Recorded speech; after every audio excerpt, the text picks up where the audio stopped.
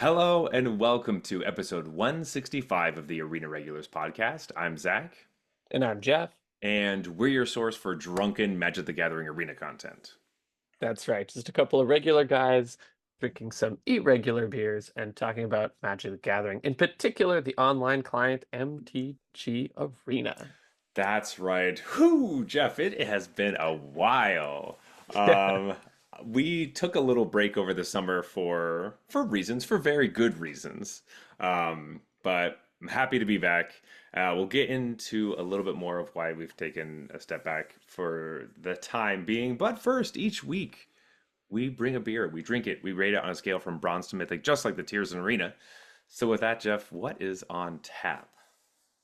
All right. This week we have, in celebration of the grand return, we Hmm. had to do something special. So here we have Toll Me Bingo, is how I'm going to pronounce this. And this is from Burdock, which is a great brewery in Toronto, and it's a saison, which we love.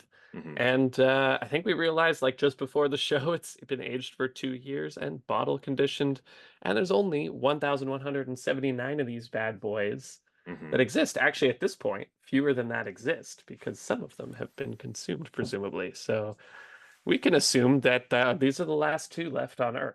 I think that's a good thing to assume. Yeah, Yeah. Yeah. absolutely. It is 4.8%.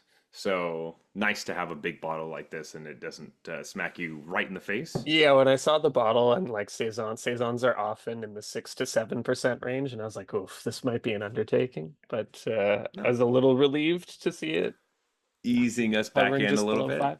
Yeah, just easing Yeah, us back in. Jeff, before we open this bottle, I just got to do quickly. I gotta yeah. get the dust off of Uh, my oh mug man, here. you became prepared. The Yeah, like yeah, gotta. barkeep, yeah, rag there. You can't see. I'm just wiping my mug off just to make sure all the dust is gone before we get this delicious beer in here. Uh, all I'm right. pretty sure mine was clean, but I ran it through the dishwasher again anyways because I was like, I don't remember cleaning this. I'm sure I did, but I don't know when that was. So. Oh yeah. Anyway, Jeff, let's crack these open and get it going. Okay. Well, look at this baby. Anyway, cheers, Jeff. Cheers to being back. Cheers. Yeah, look at that beautiful color. Mm-hmm. Nice and light, actually. All right. It's very light. So before we get into some magic news, I thought we could talk a little bit about what we've been doing outside of the podcast. Since it's been a little bit, Jeff. I mean, yours is the biggest. Yours is the most exciting. What's been He's going on actually with you? pretty small, but yeah, part of the reason I've had to take a step back is I had a baby. He's Yay! 2.5 months old now, which is pretty close to the time that we've been off on this thing. Hmm. And I've just been surviving the life of having a toddler and a newborn at the same time. Um, but you know what? It's been awesome, and I got to knock on wood here, but a little easier than I thought. So not easy, Hmm. not easy, but easier than I thought it was going to be. My Oh, good. baby is very chill, so I don't know if that's just because we're calmer as parents, or he has to be because he has a toddler and so like brother who's running around screaming all the time, or if it's just the way he is. Hmm. But he's definitely a very calm baby, so he's made it a little bit easier on us than it could have been. Yeah. Well, great job, buddy. Good. Thank you, Well, thank you. buddy to you, but also to your son being chill. That was the Yeah. other thing I was. Oh, I was like, yeah. I mean, Julia did most of the work, to Yeah, be yeah. honest. But But no, that's awesome. I'm really excited for both of you, and or I guess all four of you. But that's huge, and I'm glad you got to spend some time just chilling out, quote unquote. yeah. Um, just getting all that together, and it's super cool. And I hope that whenever I have children, they're also as chill as your two Yes. month old. I recommend the chill baby. It's Mhm. yeah, it makes a big difference. um, so while that's been happening, we did have an episode with Catherine, which is a lot of fun. My wife came on, Kiki, which was great. But since then, I actually have kind of stopped like I was streaming a lot of Magic when we had last been Yep. doing the podcast, and Bloomburrow kind of kicked me in the butt a little bit, maybe kind of sad. And you know, I eventually ran out of gems and was like, yeah, I think I need a break. I need to step back from Magic just a little bit. Um, and taking a couple weeks off, or it's been, almost been a month or so for streaming. But I've been realizing I think that Magic is just so much more fun when we drink beers and talk about it that I miss Yeah. that way too much. And so I'm happy it's back. And yeah, I don't like Magic as much without you. So I anyway, appreciate that. I thought here's you were why. gonna say without my weekly advice on the format, you just couldn't Uh, figure it out. But I mean, that's also kind of true. I'll give you that. Yes, yes. it's definitely not true. My With advice is with with questionable at best. yeah, without you, I'm just really bad at Magic, and I'm just in an echo chamber of my own thoughts, like giving myself bad advice. I think that could also be true. It's like that thing when you take a vacation from work or something, you're like secretly hoping that it spirals without you. Oh yeah, And you're like, oh, I'm so important. yeah, That's actually so funny because I get really frustrated at my work if I am important because yeah, I want to be at my serving job. I want to be so expendable that if I'm gone for acting gigs, like they won't even notice me. Like they'll be like, "Oh, you still work here?" That's what I want. So that's the dream. But like, they'll never fire you. You don't want to no, no, be no, no, no. bad. You just want to be like forgettable. Just in the middle. Yeah. They'll just be like, "Oh yeah, he works here. Oh, he's it's nice when he's around," but never like, "Oh my God, if he's not here, the whole place falls apart." I I don't feel like want that. that's the way to do it. Don't do a lot of hard work, Mm-mm. but like make people like you. So then Yes. they're not going to get rid of you, and then Mhm. be like, "Oh, Zach's back. That's great." But then they're not like devastated if you leave because they maybe secretly don't realize that you're just kind of dogging it. Yeah, That's the that's that's that's the dream. it's also not so secret because I do tell everyone that that's what I want. It's very not secret. Yeah, They're all yeah. just like, ah, Zach, always joking about not doing any work. Yeah, that's true. My managers are like, "Oh yeah, so how's the day?" It's like, "Oh, just trying not to do anything." Yeah. They're like, "Oh, that's funny." Ah, good Uh, one, buddy. Classic Hey, Zach. classic. Anyway, Jeff, let's get into some magic news. Um, these are some things that have happened since we did the podcast last. I thought we could step on them, talk about them, jump on them. I don't know what the word is. Wow, drinking beer and talking is I'm out of practice. Yeah. Um, I think you mean touch on them. yeah, thank you very much. I was like, what's the word? I was thinking cover on them. I'm like, that's not right Mhm. either. What are we doing? Anyway, Bloomburrow came out and it's basically done now. But that was a whole cute furry set right before we get into the horror, scary, evil set. Um, we also had standard rotation. That was a big thing that happened while we've been gone. But we also had some bans. Soren and Amalia are banned in Pioneer slash Explorer. And that's kind of everything that happened.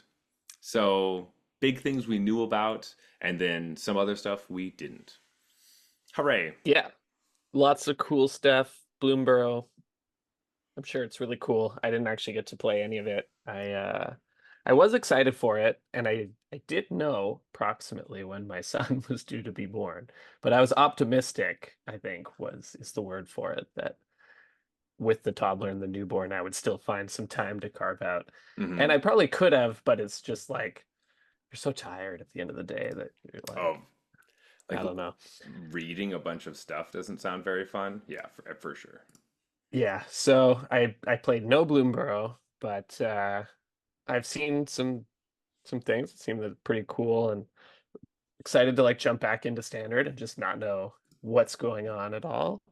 Um, and then Soren and Amalia, I'm kind of surprised it came to this, that the metagame wasn't able to adapt to these things. But if they are still around in huge numbers, then it's sort of definitely the right move, right? Like if it's been months and they're still here and everybody knows about them.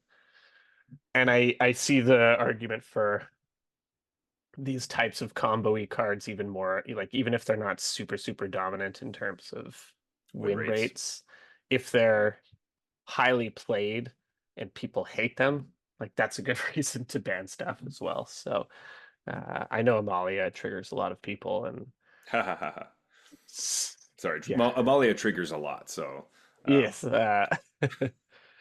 And Soren is just like I'm still surprised that it makes sense to like lower the quality of your entire deck just to wedge in this combo, but I guess it must be right. So mhm.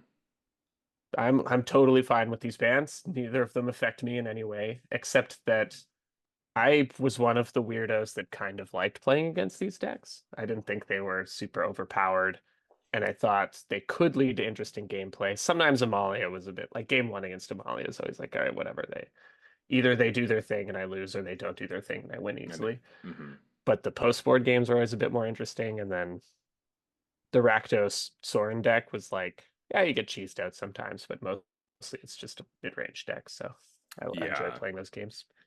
But hey, maybe this means Rakdos mid-range is back without having to play some crappy vampires that I didn't really want to play.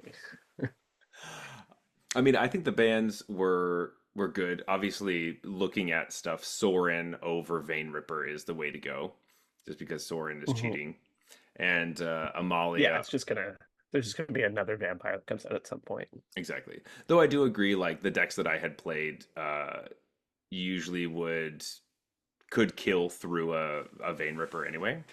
Um, Right.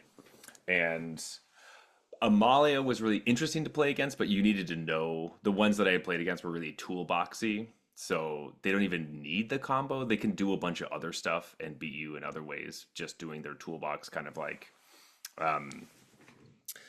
whatever, tutor stuff to the battlefield. What the heck is that card? The um, the Court green of one. Calling. Court of Calling, thank you. Love that card. Yeah. That's my issue. My one like bummer about this is even though I'm not an Amalia player myself, I love Court of Calling, and so to see it actually get played was Hmm. fun.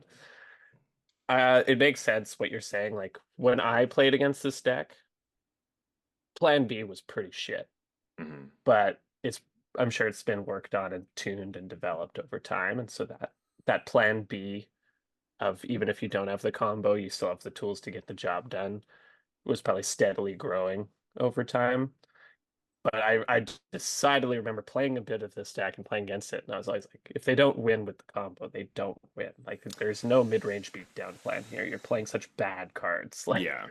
And Wild Growth Walker. It's so bad. I mean, I played against this in the RCQ, and it was my first round, and I had lost. But it's because the Amalia player gained 2 life at the beginning of the game with the Wildgrowth Walker, Yeah, and I guess that against aggro, it's a different story. I'm playing that's why I mid-range, lost. right? Yeah, So yeah, like, your creatures are so bad that you're hmm never gonna beat me with these things. It's fair. yeah. And my creatures are so bad. I was like, I just have to kill you before you Right. gain 2 life. Yeah. So please Cannot gain don't. any life, Amalia No. player whose Yeah, whole deck is about comboing with life gain. yeah. Um, but anyway, I think Explorer is something I haven't played a ton kind of since the banning.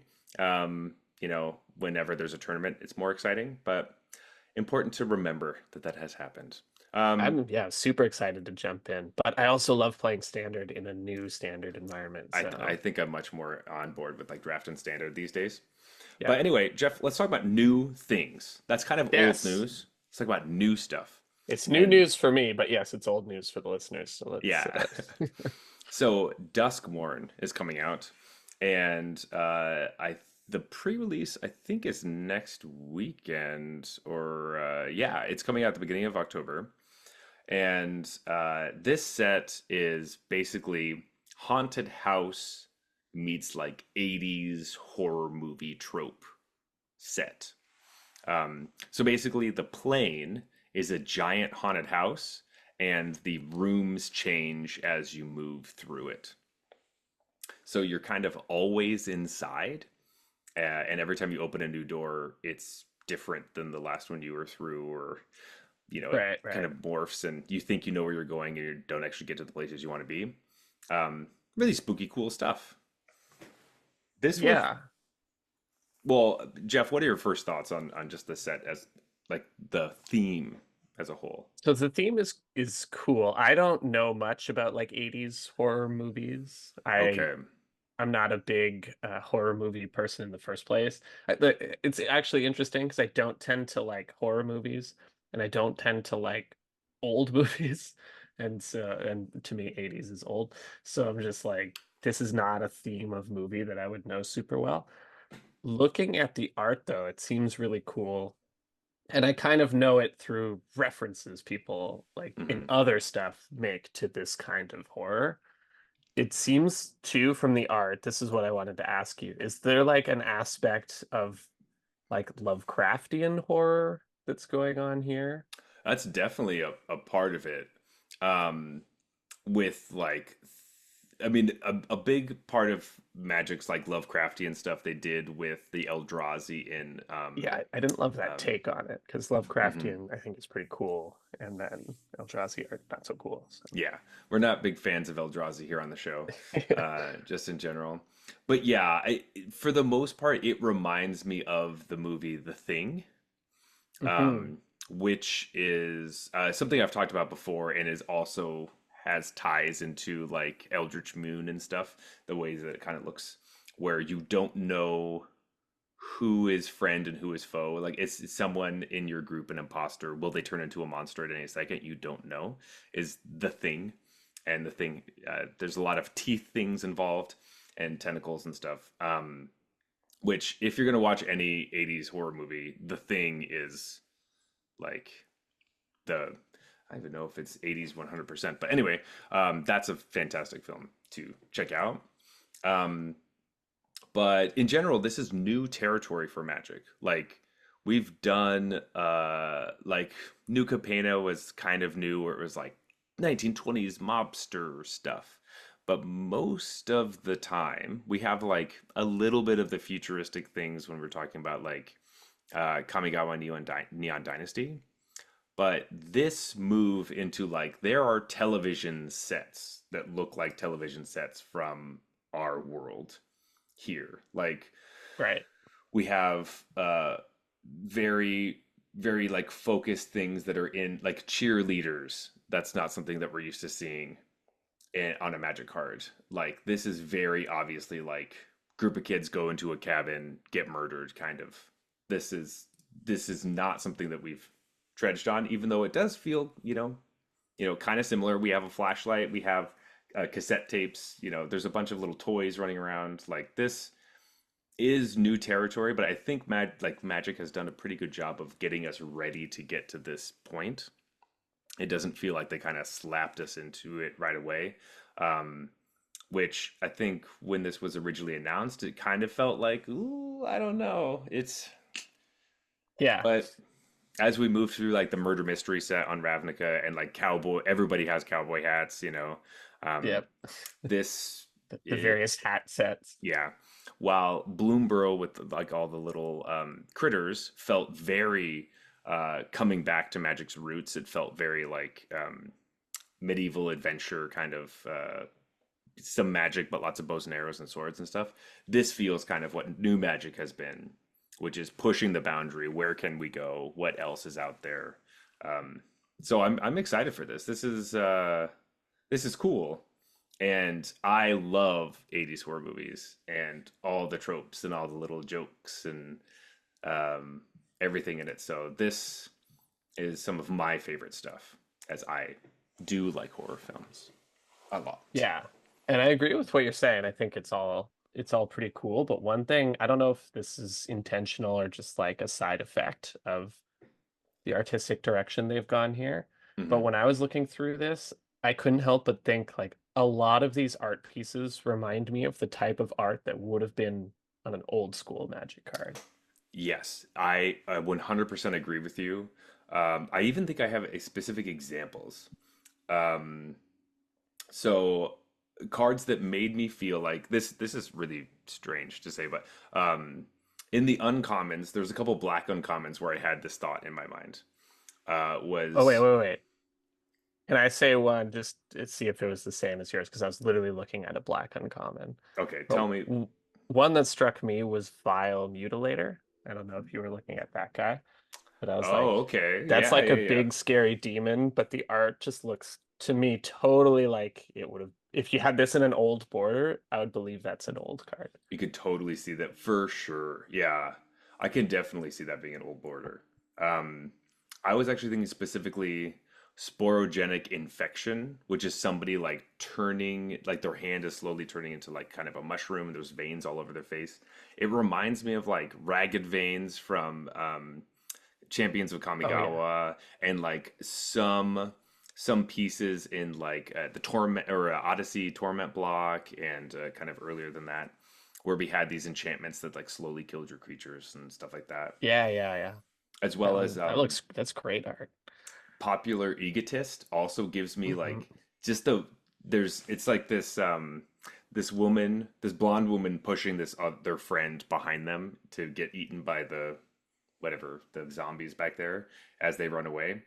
And there's something about just like the motion of what they're doing that evokes a lot of like weather light, like invasion stuff. I feel like Yeah, there's a this lot was of another one that hit me for that too. And I think it's not as the colors aren't super contrasting. Like mhm, nowadays, everything has really high contrast, and this is totally. like much less contrast, which reminds me more of the old school Yeah, stuff. it's like very muted, and I like something with like the blocking of how they're doing everything makes me Yeah. think of that. So I think they did a good job of kind of sneaking that in to be like, hey, this is like old movies, as you were saying. This is also kind of like old art. Um, Yeah. And, liver with it being so different in terms of what we're doing as a Magic set, it's nice to make it feel like it's still the same though. It's still the old stuff. Yeah, yeah, and so I'm glad that you pointed that out because it's definitely something I was thinking of. Um, we do have some new mechanics, as we always do with new sets, and we do like to obviously talk about them and get into it. Um, the big marquee new thing that's on everybody's mind is we have a new, what is it called? A subtype, super type?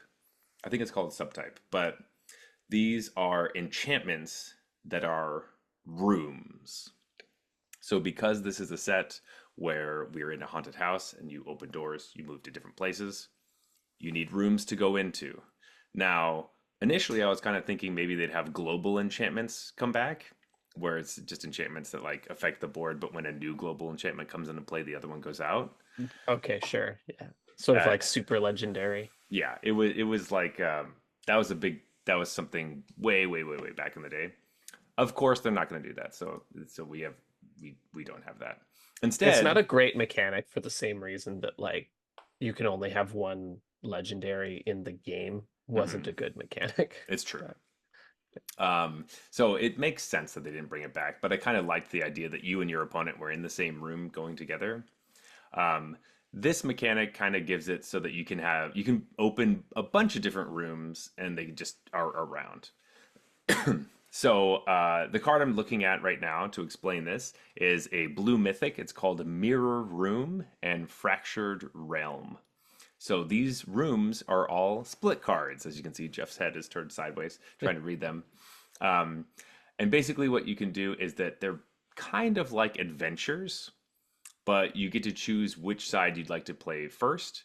And then after it's on the battlefield, you can choose to also pay to open the second half of the card, and it stays on the battlefield. So a good example is the card that I just said, Mirror Room and Fractured Realm. So Mirror Room is 2 and a blue for an enchantment. It says when you unlock this door, also means when it enters the battlefield, you create a token that's a copy of target creature you control, except it's a reflection in addition to its other creature types. So you can play that, make a token, have it on the battlefield, and then later in the game, you could decide to unlock the room Fractured Realm, which is 5 blue for an enchantment. And it says if a triggered ability of a permanent you control triggers, that ability triggers an additional time. So if it's later in the game, you have 7 mana, you want to play Fractured Realm first, then you can unlock Mirror Room, trigger its ability. When it's unlocked, you get to do it an additional time and get 2 of your uh, reflection tokens. Um, some of them trigger when they enter. Um, so with this card, obviously one of them triggers like when it enters or unlocks, and the other one is a static ability. Or there's ones that trigger at your end step. all the different fun enchantment things that they do. So interesting, kind of a strange. Every time we get new card types, it's kind of a strange thing. But the modality of like an adventure card that it's kind of like if you play the creature, you could play the sorcery later, kind of that vibe. Yeah. Um, yeah, I'm This excited to is see how these play out. this is cool.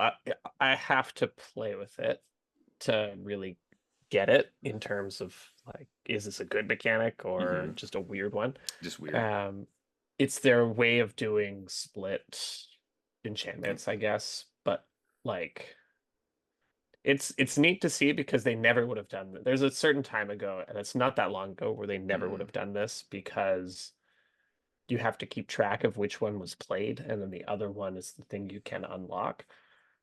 Obviously, arena means you don't have to worry about that. So mhm, they're saying, hey, in paper you can put a die on the half that isn't there, but they wouldn't used to do stuff like this. Like mhm, they wouldn't make it ambiguous.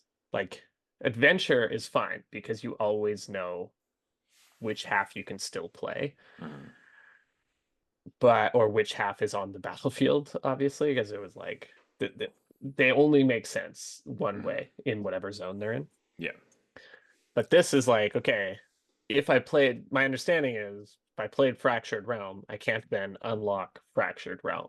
Like because I correct. cast it as Fractured Realm, the one to unlock is Mirror Room.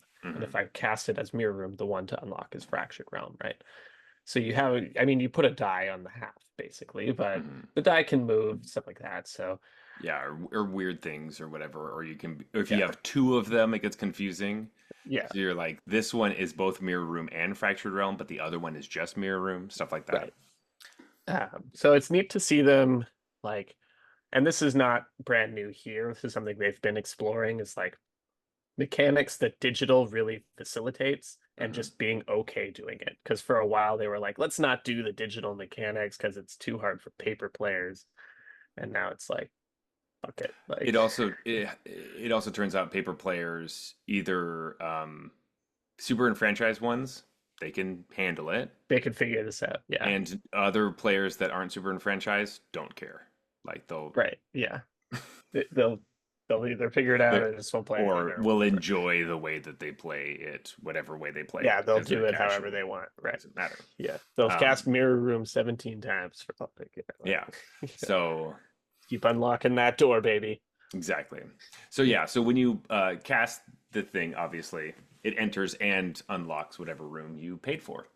Um, that's another kind of thing that's going on in this set. We have a lot of enchantments, which I really like and I'm excited for. Which kind of leans into the next mechanic that we have, which is a ability word. It is called eerie. Um, this one seems fine. Eerie literally just is on a bunch of cards, and it just says whenever an enchantment you control enters, and whenever you unlock, or sorry, whenever you fully unlock a room, you draw a card. So that just means if you played a room with eerie abilities in play, that's an enchantment entering the battlefield. I guess you didn't fully unlock the room because you still have to unlock the other Got it. half. It's Yeah. not completely open, but it also triggers when you unlock the room. So eerie Right. works really well with rooms because you get to trigger eerie twice. Um, Yeah, it's a way to make rooms work with um geez, I'm never gonna remember this. Enchantment Fall actually has a name, right? does it? Enchantment Fall? Oh, you just mean Yeah. enchantress stuff? That just means you normally just drawing cards, but I don't think I. Constellation? Is that what it is? Oh, Constellation. Oh, I forgot about I think there's Constellation. an actual mechanic that is Enchantment Oh, Fall. you're absolutely right. It's got to be Constellation. Um, but it wouldn't work with rooms in the way that you would want it to, which is like unlocking Hmm. the second room should be like playing an enchantment. Yeah. Oh, exactly. It works exactly like you would want. Yep, yep. That's Constellation is exactly what that's called. Wow, I can't believe I forgot that that's actually a thing. Yeah, So I was just ear. thinking of it's you actually put me onto it because you were like, oh, you put emphasis on I like enchantments. Hmm. I like enchantments too. It's just that I traditionally haven't liked enchantment themed sets. So Gotcha. when I heard this was like a enchantment sub theme, I was a little nervous. But No, I think we have some cool stuff. I think giving this an ability word is fine, but it is obviously like we're never really going to see Eerie again because I don't know. Whenever they bring rooms back, if they ever do, are they going to bring Eerie with it? I'm not sure, but sure, it's helpful for the time being. rooms is like so specific to this set. Like you can have rooms in other planes, but like Hmm. I don't know, when you imagine other sets, the war is happening on this big open battlefield, right? It'd Yeah, be weird to have rooms be it an would be. evergreen It mechanic. would be weird. It would be Um, eerie. aha. But staying in with a bunch of the actual enchantment themed things, we have a couple cycles that I think are worth mentioning because one of them has an actual like mechanic that is connected to it. And so let's just do the white one. So there's an overlord cycle that has a keyword called impending. So, This cycle has art that could be old art oh, as for well. sure. Yeah. Absolutely. And this also goes with there's a lot of big horror creatures that have big mana costs. We can get into a little bit later. Yeah. That definitely feels like old magic. But anyway, impending, let me just read this card. So, Overlord of the Mist Moors is 5 white for a 6/6 enchantment creature avatar horror at Mythic. It has impending 4 for 2 white. And it says if you cast the spell for its impending cost, it enters with 4 time counters and isn't a creature until the last is removed. At the beginning of your end step, remove a time counter from it. And it also has the text whenever this enters or attacks, create 2/2/1 white insect creature tokens with flying. So its impending is basically uh, suspend, but it does enter the battlefield as an enchantment. And when you impend it, you do get an ability. So for 4 mana, you get 2/2/1 white flying insects, and then after 4 turns, you get a 6/6 that when it attacks, you get more. So it's just a Grave Titan. You have Grave Titan, but you can play it on turn 4. Yeah. The way you know this isn't an old card, even despite the art, is the old card you'd have just stopped reading at 5 white for a 6/6. That would be the Yeah. card. That'd be it. Yeah, Rare. Like actually, that's a rare. it it will be 5 white for a 6/6 that has Vanishing 4. And so Yeah, yeah, yeah. You have to sacrifice 2 lands every turn or it yeah, dies or something. that's exactly what it would have been. Severe downside. No, impending is really cool. To me, it's like suspend meets the Theros gods thing, Mm, where they weren't actually creatures unless you met some sort of condition. And it's a really cool way to fix the problem. It's very creative. So the problem with suspend is you either make it aggressively costed, in which case it's kind of busted, or it's just terrible mhm. because it's just too slow.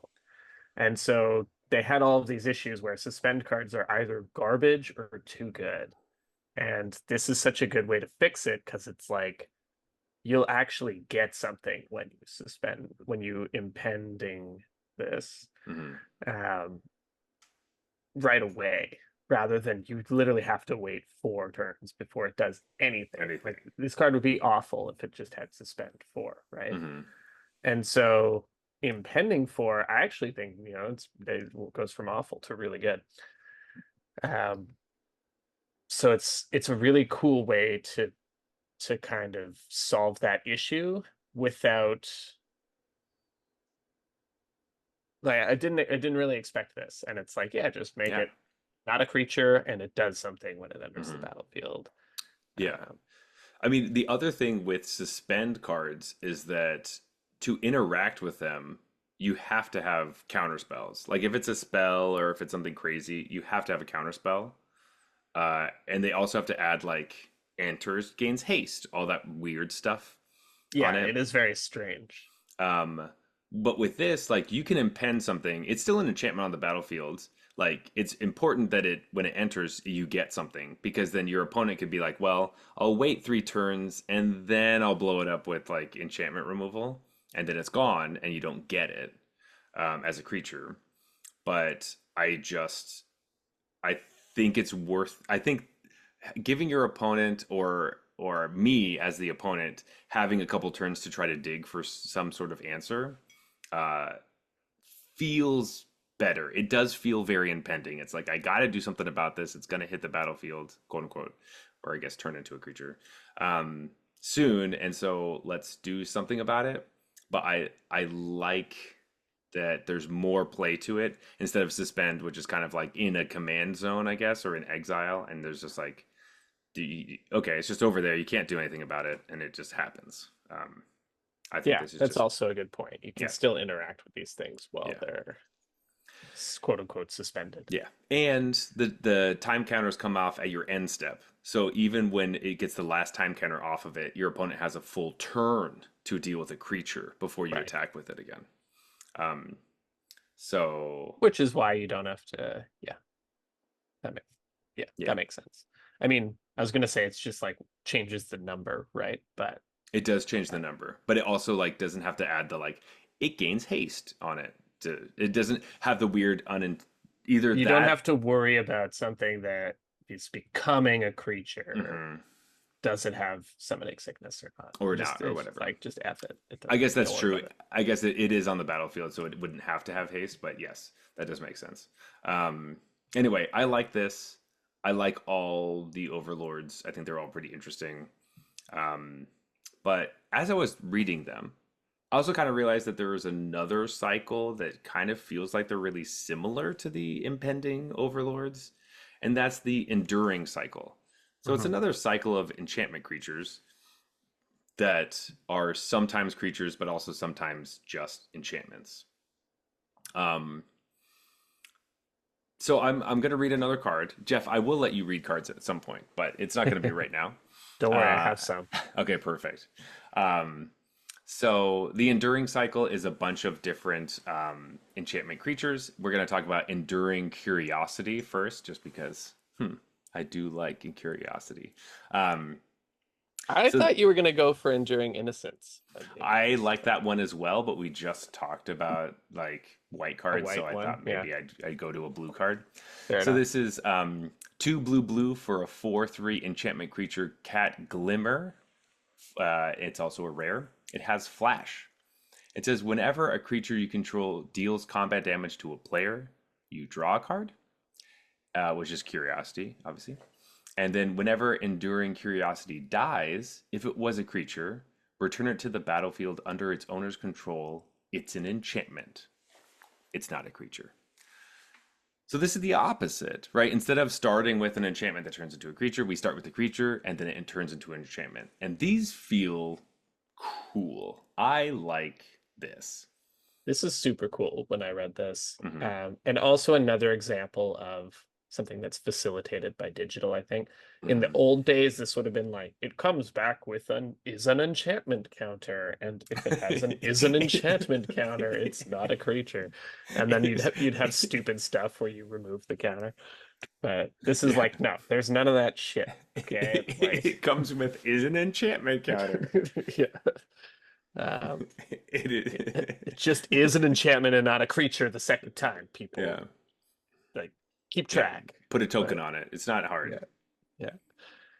Put a token, but not like one that represents an actual game piece that can be like interacted Whatever. with. It's gonna be in your booster pack. Just Just take just the stupid ad card and just rip a corner off of it and put it on this. But there I you was go. gonna say when it comes back, you take a Sharpie out, Sharpie over creature dash cat glimmer and the Hmm. power and toughness, and there you go. There you Uh, go. Yeah, see, Sharpie cubes are all the rage, and so now yeah. you can only play this card once. It's perfect. Well, you buy another one. Oh yeah, that's true. See, and this is what keeps the magic train going. You got to keep Yeah. buying new cards and Sharpie them. Or it's Um, like you have 8 enduring curiosities, 4 of which are in your deck box and are mm, sharpied, and 4 of which are in your deck and are unsharpied. And you just got to remember, not to Switch mix them those back. up, not to like have 8 enduring curiosities in Hmm. your deck when you present to your Yeah. opponent in the competitive REL. Yeah, I mean, like, also there's the situation of like what happens when you forget to sideboard and you have a bunch of sharpied Yeah, enchantments. exactly. Do you just have to play I them as think, the enchantment? I think the rule should be that it's just an enchantment then. Hmm. Oh, see, it died last game, so now it's only Yeah. an enchantment. That's what Sorry, you happens. you put the wrong one No, back in your deck. it's died once in the card's lifetime. Hey, Once, that's 10 years from now. there we That's go. not current Magic. We're not If ready for that this yet. if this card has ever died in any game of Magic you've ever played, it is Yeah, now an an enchantment. enchantment. Yeah. We're gonna cycle all the way back to like playing for anti Yeah. and all Uh, this like Shahrazad meta stuff that we please got. bring it on. Can we get to the point where like Magic cards are like we could freely exchange them and it does not have to be like a destroy your bank account. Like I would love that. Like just Yeah. ruining cards because it doesn't matter. Anyway. Yeah, like people who used to what was the thing? They would like Sharpie over Lion's Eye diamonds as proxies. Yeah. Not that we're like a chaos orb. You just rip it into a bunch of pieces. Yeah, yeah. So if okay, so real quick, if you don't know what chaos orb is, it's a card that says like if you flip it above the table, I think it had to be like 3 feet or something, Yeah, it had to be like pretty surprisingly high, high. and it had to do at least a full rotation of the flip. Then when it landed on the table, every other card that Chaos Orb was touching, it would destroy. And so what people would do is they would rip up the Chaos Orbs and they'd just throw all the pieces everywhere. And so it would hit the entire battlefield because all of them flipped and they're all still the Chaos Orb, but you can only do that once. But Um, also, I imagine people are playing like I have one creature way over here, mhm. one like And you way move all my them. lands, and like Yeah. every time. I don't know if you've ever seen Patrick Chapin play, but all of his lands are individually spread out in like 2 rows, and I'm like, Oh, this guy's because played against Chaos it Orb got so before. yeah, Like he he does knows, he not knows. stack his He's lands. like, nope, I'm not losing to that. Uh, so funny. Anyway, um, back to the enduring cycle. All of them are pretty sweet. Um, but yeah, I think having this fun duality between these enchantment creatures in the rare slots is awesome, and what a great thing. It also doesn't draw like an obvious line between them. It's not like this has impending opposite or whatever. I don't know. It's just nice. It's nice. It just feels like they kind of wrapped it with a little bow for me, and I got to find it myself, and I'm like, ooh, I'm so smart. When in Yeah. actuality, everyone knows, and it's not Yeah. that smart, but I agree though. I like how it's not explicitly an opposite, but it does mhm. kind of feel like one. Yeah. So kudos to that. Um, we have another mechanic.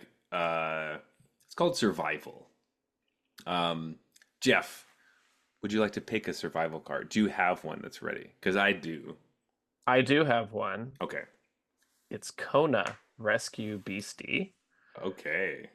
This is 3 and a green for a legendary creature, Beast Survivor, with power 4 and toughness 3.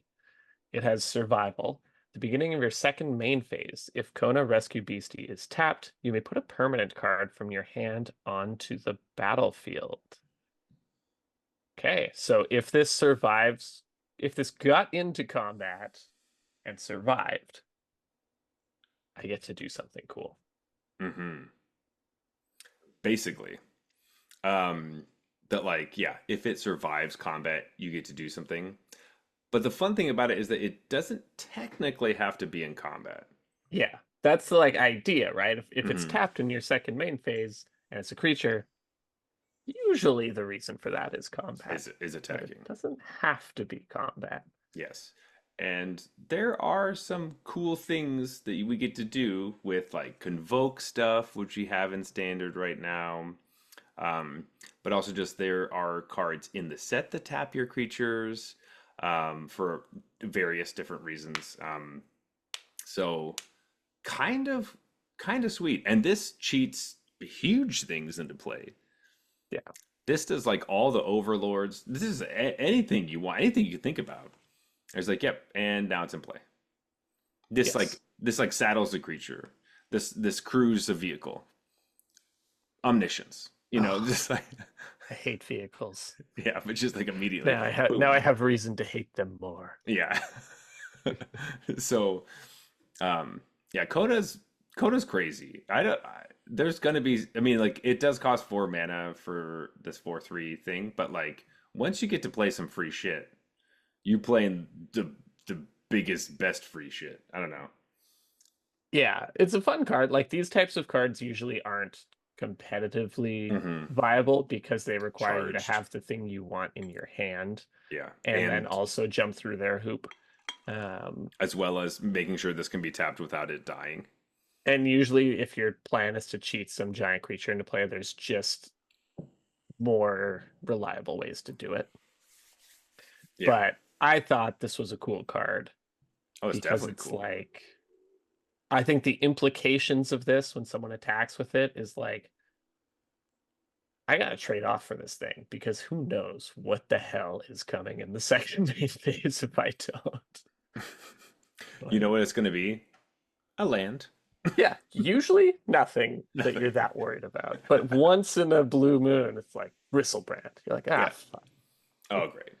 Atraxa. Oh, awesome. Draw a bunch of cards. Yeah. Fuck. Oh, cool. Yeah. Omniscience. Play the rest of your hand. You're like, oh, Yeah. okay. Well, And knowing us, that's what our opponent's gonna have.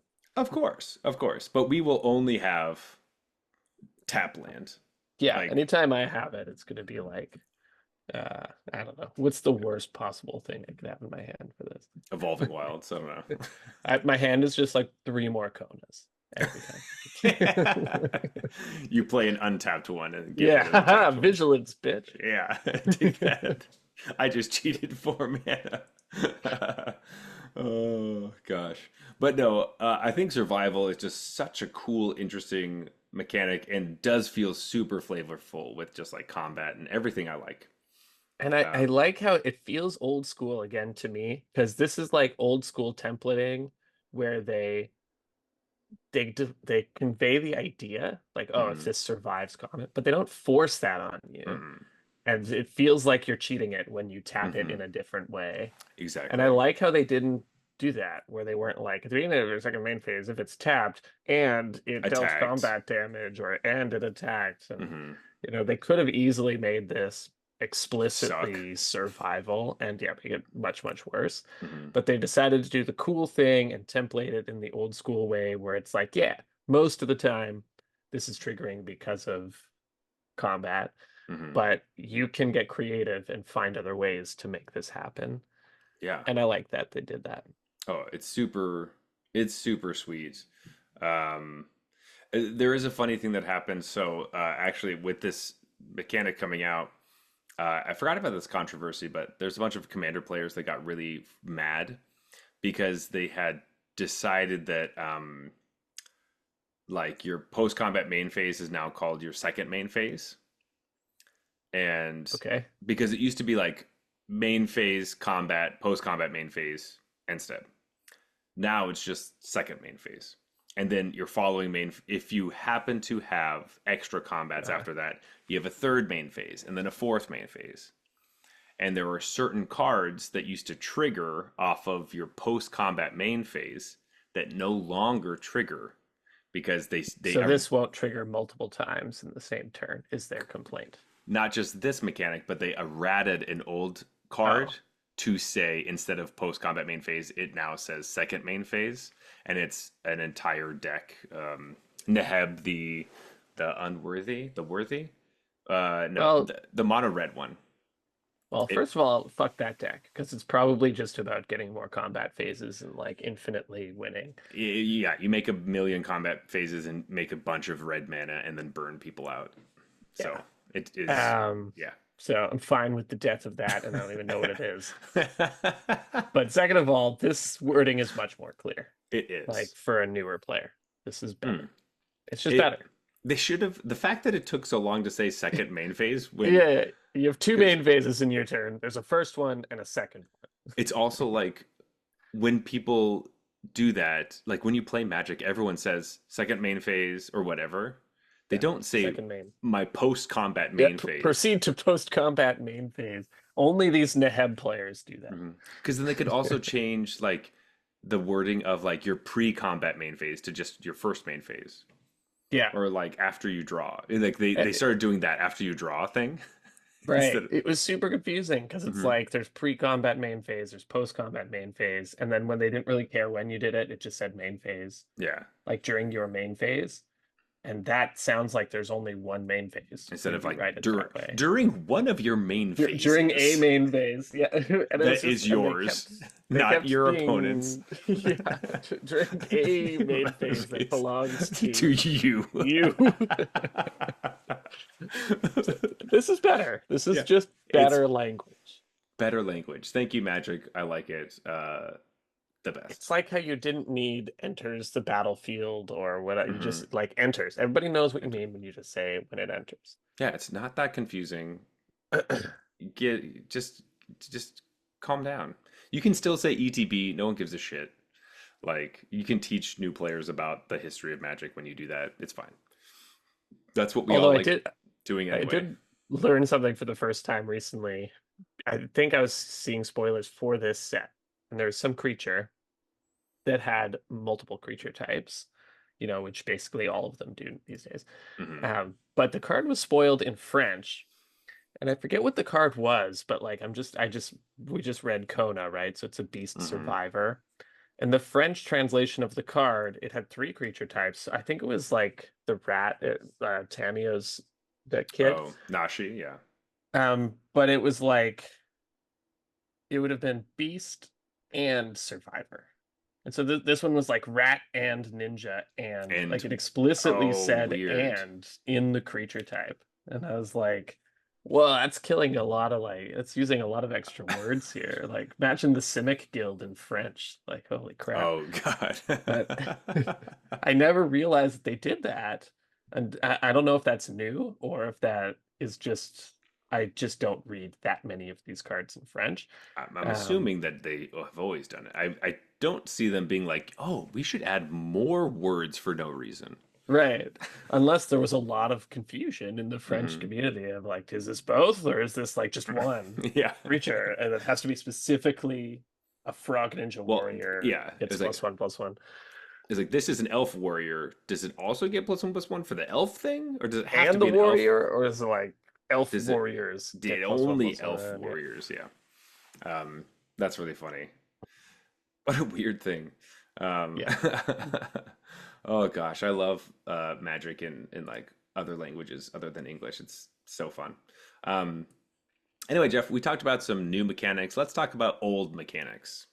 So, starting off, we have an old mechanic manifest. It's back. We get it again.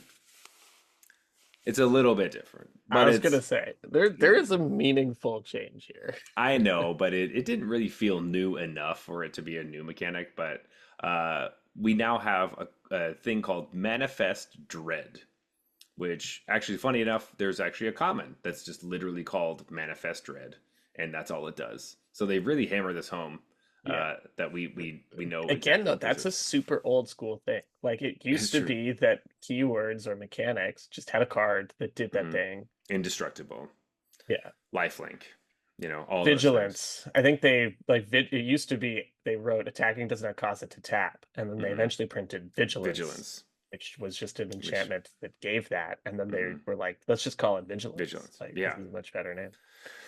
So yeah, you're right. I guess I didn't really think about how old school that was. I did like that they did this though. So I'm gonna just read Manifest Dread. It's a one in a green for a sorcery at common, and it says Manifest Dread, which says look at the top two cards of your library, put one onto the battlefield face down as a 2/2 creature, and the other into your graveyard. Uh, Turn it face up at any time for its mana cost if it's a creature, which is the normal manifest thing. Uh, One thing I want to say about this before we dive deeper into it is that um, it's another set that has like face down creatures.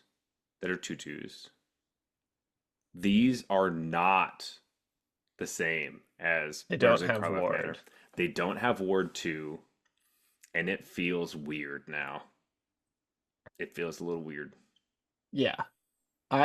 So on a macro level, I actually like when they do this. I agree it doesn't feel like a new mechanic, but I like when they take old mechanics and tweak them. Hmm. And I think this is a really good change because part of the issue with Manifest was you got Randoms. rando vanilla tutus such a That, large percentage of the time, hmm. that like stapling surveil to manifest Hmm. is a really meaningful difference. Like you are, if you want, you can make sure you hit a creature with like shocking accuracy now. Hmm. Because the problem is you used to always just hit like a land or a sorcery or whatever. And so you just had a 2/2, and which is fine because normally the card that's generating this is it's A extra Rio card. value, Yeah. so that's how they justified it before. But I like this new system where it's like you can now build your deck in such a way to, you know, benefit from having lots of creatures in your deck. You're absolutely. Also, in a set that has another mechanic we're about to talk about, it becomes really great, which we might as well just like spoil it right now. The other old mechanic is Delirium. Love Delirium. Hmm. But now these interact in such an interesting way, right? Like because it's Surveil, not Scry, Hmm. or like because you put the card in the graveyard that you Yeah. don't choose, you get to fuel your delirium, but also delirium decks are going to be inherently bad at hitting creatures with Hmm. pure manifest because they have so many different card types in their deck in order to facilitate delirium that they have to be light on creatures. And so you would never, like, if you manifest just would suck in a Oh, delirium deck because you would never hit a absolutely. creature. And so this at least gives you a fighting chance. I still think there's some tension there that is going to make for like interesting deck building. Hmm. Um, Probably Manifest Dread, like the way to do it is to just put it in a deck that's almost all creatures. And Well, but the other interesting thing is that like you do get to choose which card goes in your graveyard. So if you're looking for an artifact or something, or just one other, you get to look at two cards instead of just. I, I'm sure that milling just random stuff off the top of your deck is probably better for Delirium, but the fact that you get a 2/2 and then hopefully get something for your Delirium to work is pretty great. that's true. Like You could just think of it as a 2/2 and you choose a card, like you get a shot at choosing a card type that that turns you out your delirium. Exactly. And if you don't remember what delirium does, it basically is like a threshold mechanic, haha, that works as soon as you have four or more different card types among cards in your graveyard. Delirium opens up. It turns on. Yeah, Um, delirium is awesome. mhm. I I've always liked delirium and it's always surprisingly hard to like four is Work the with. perfect number on delirium. Hmm. And I think it makes deck building interesting. I think like it's just always been a good mechanic for me. And yeah, I love the way it interacts with Manifest Dread. So Yeah. And for this set specifically, we have like land, creature, enchantment, and instant. Those are like big ones that yeah, like most of your right. decks are going to have them, especially because we have a lot of like enchantment creatures, which work pretty well. Though, to be fair, we talked about some good ones that don't stay in your graveyard. So they just come out of your graveyard, It's true. um, Yeah. which is kind of funny.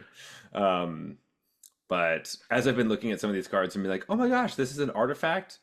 Thank God. Okay, sick. All right, this is going to be great for Delirium because Right. we need Yeah. some artifact The somewhere. artifacts are going to be in high demand here Hmm. in the limited format.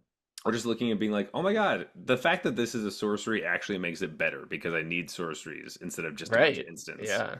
which is not what you ever think. I think almost never am excited to see sorcery on a card. Like, literally never.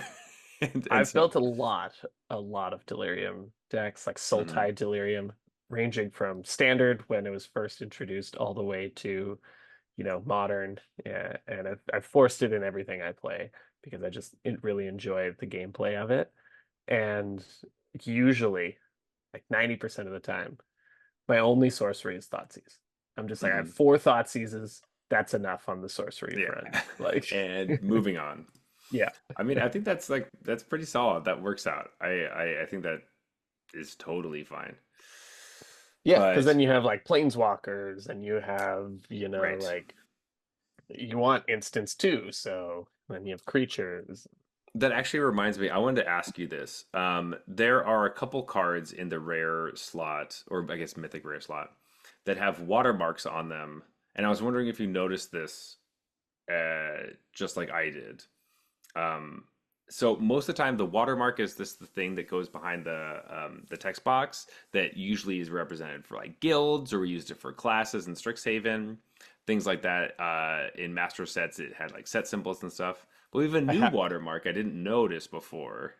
I happened to be looking right at Nico when you brought it up, Okay. and I'm like, I think I know what this watermark is for now that you bring it up, but I did not notice it until you mentioned it. Yeah, originally I was thinking, oh, it has like the planeswalker symbol, which is, like the kind of pitchforky thing. And I was like, oh, is this just like, I don't know, legendary creatures? And I'm looking like, oh, of course it's not legendary creatures. They have the crown thing. These are desparked planeswalkers. It's like a Yeah, planeswalker symbol with like a little lightning bolt in the middle of it. And it should. I did not know they did this. No, I'm just realizing that like I put it together when you brought it up. I was like, oh, that's what it is. That's cool. It should just be the Planeswalker symbol and then like the big Ghostbusters cross. Like not a Planeswalker. Not a planeswalker anymore. Obviously, it's a creature. But no, I was looking at the Wandering Rescuer, which is the Wanderer, obviously. Ooh. Um, Yeah, I read that card a isn't it? bunch of times and never noticed that. Yeah. Anyway, um, check it out. I wanted to kind of go back now and look at old Desparked Planeswalkers and see if they also have that. Because if they had it and I didn't notice, man, do I feel dumb. Yeah. Um, very cool stuff though. Everyone listening is like, whoa, this is old news. Yeah, geez, guys, this came out like 5 sets ago. Yeah. Um, well, Jeff, I still have a bit of beer. So, are there any cards that you're really excited for? Those are all the like main mechanics of the set and things. But anything you're like, you looked at and you're like, sick. This is gonna be sweet. Yeah, there are lots. As I said, like this is my kind of set. It plays into a Mhm. lot of the mechanics that I like to play. They're hinting that like maybe traditional sacrifice might be back on the menu. As I said, I have a soft spot for Sultai Delirium stuff. So that's almost certainly where I'm going to start in standard. And so I have to talk about this card. Okay. And that card is Abhorrent Oculus. This is 2 and a blue for a creature I. Yes, it's an I, EYE. And it's a 5/5 flyer. That's right. 2 and a blue for a 5/5 flyer. As an additional cost to cast this spell, exile 6 cards from your graveyard. And at the beginning of each opponent's upkeep, manifest dread. Holy crap, is this a payoff for self-mill? Like, whoa, they didn't used to make cards like this that pay you off for milling yourself. It could be Hmm. any 6 cards, doesn't matter. And it's a 5/5 flyer plus a 2/2 right away. And that 2/2 also mills you for future shenanigans. And could be another one of these. Like this thing Hmm. manifests, this is a great thing to manifest dread into. That's So it's like, true. That this is a this is a great manifest dread card. card. Yeah. I didn't think about like not casting this card. That's Oh, exciting. you flip it. Yeah. What if you manifest this on turn 2 somehow and then just turn 3? It's like bang, 5/5 flyer plus manifest dread every turn. Here go. Yeah. And then you're just fueling your graveyard for when you draw one or literally anything else you want to do in your deck. That's cool. I like that a lot. Yeah, this card's a house. I'm into this card. This card is gonna waylay my entire like standard career for the next 2 years.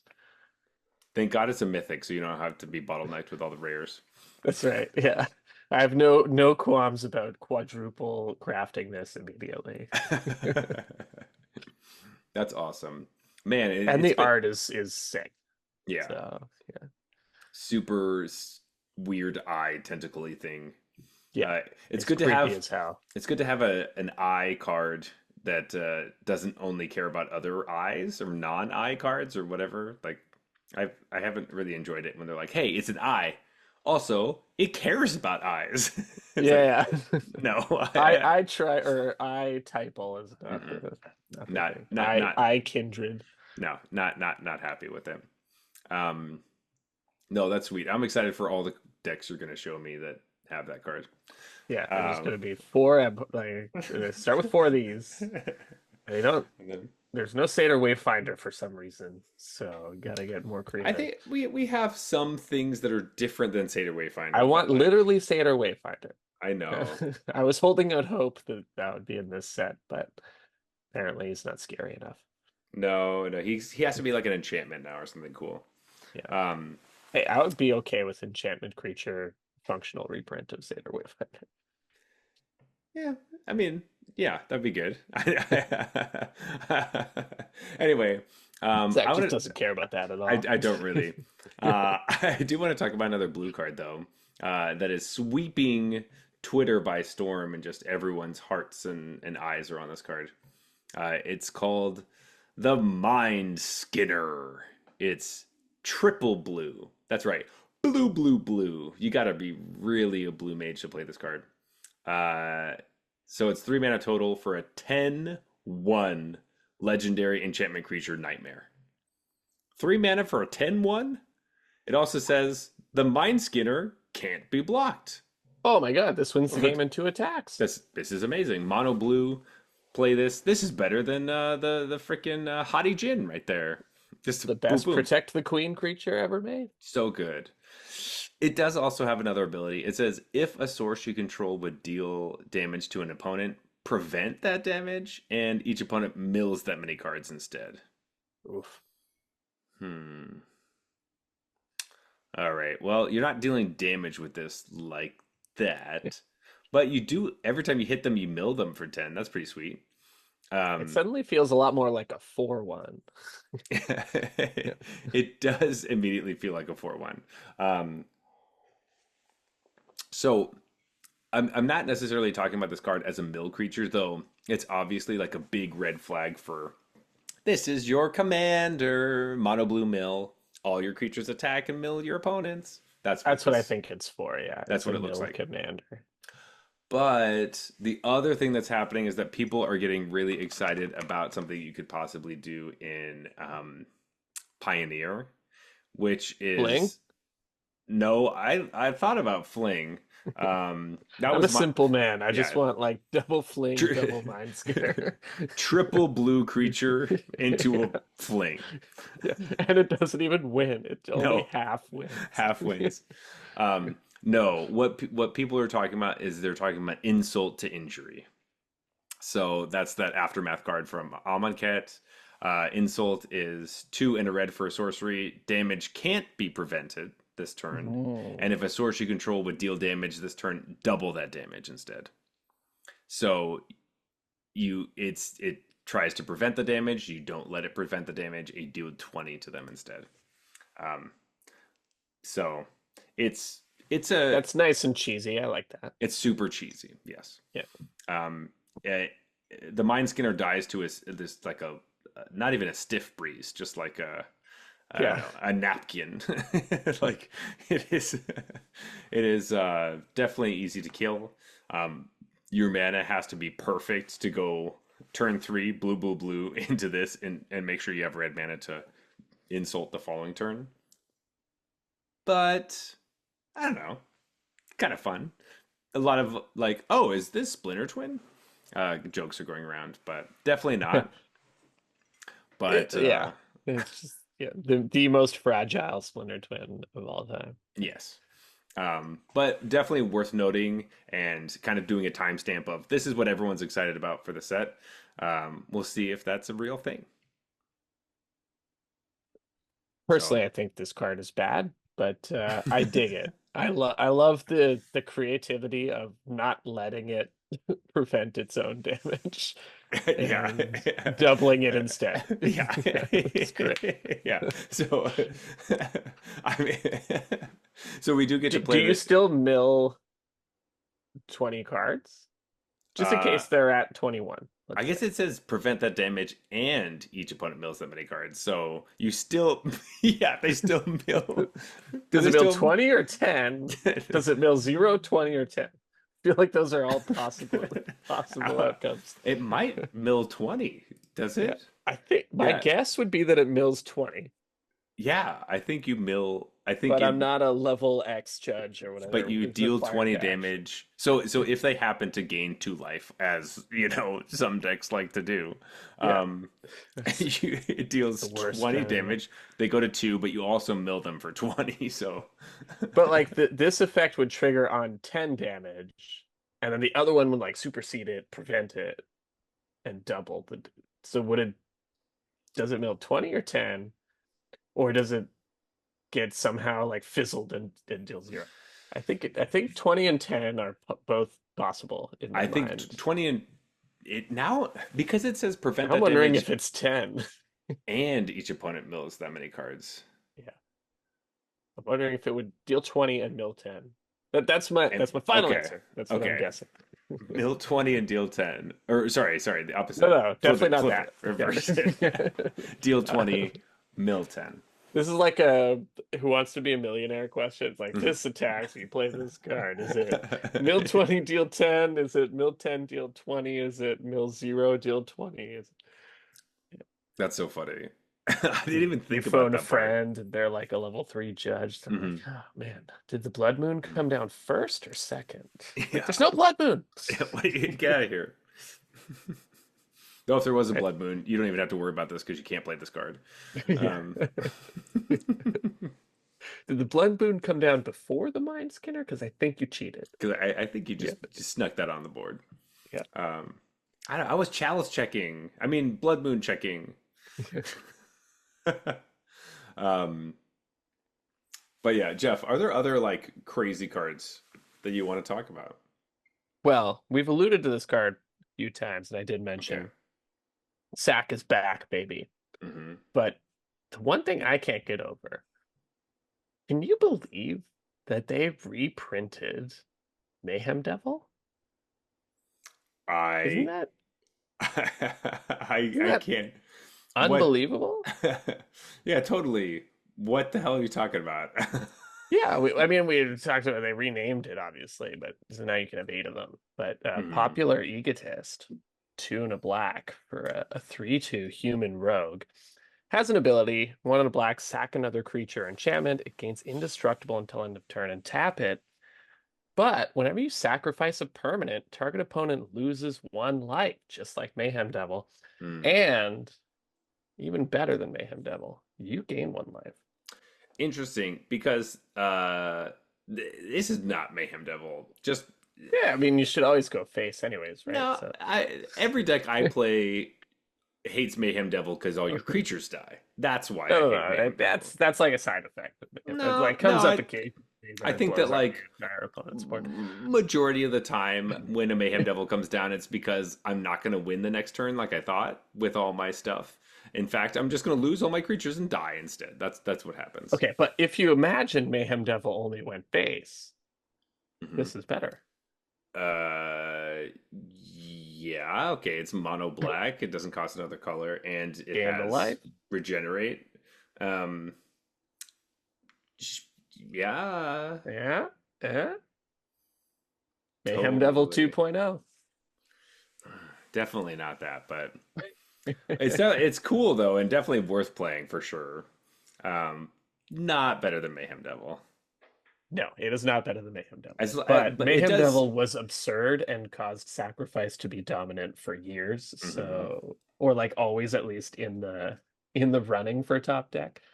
Uh, so this is a little more reasonable, where Yeah. it does the like combo kill you out thing that Mayhem Devil could do, but it doesn't do the oh, I can't mathematically kill you. I will just blow up your entire board instead.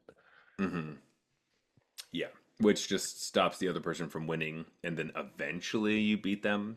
Right. So, which is This is basically, not a if I don't kill this immediately, I lose the game. yes. But it's you don't really want to let it go for 2 turns. It definitely does stuff. It's also fun, like, it does say just permanent and not non-land permanent. So, I know we have Fable Passage in standard now, so that's something we can talk about. Like, there are some weird corner cases that are kind of just nice about having this card. But And the other big difference is your opponent is free to crack their fabled passage when this is on the battlefield.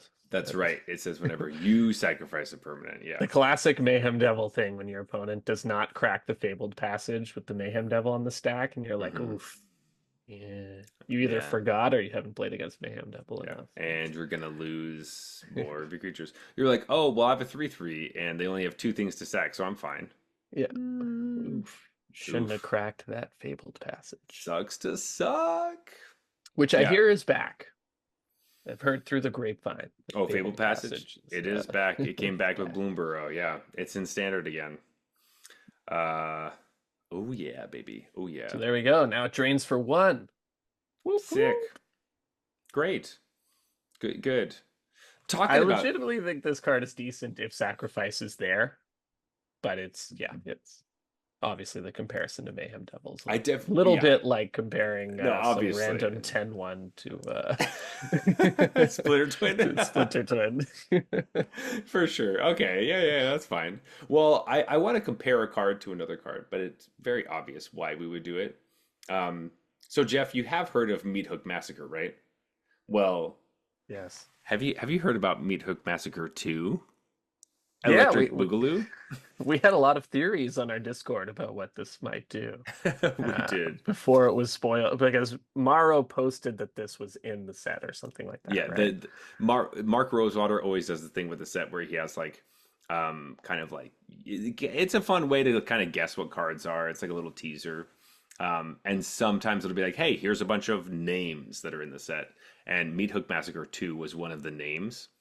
And we were like, what is this going to be? What could it be? Meat Hook Massacre wipes the board, uh, makes your opponent lose a bunch of life. You gain a bunch of life.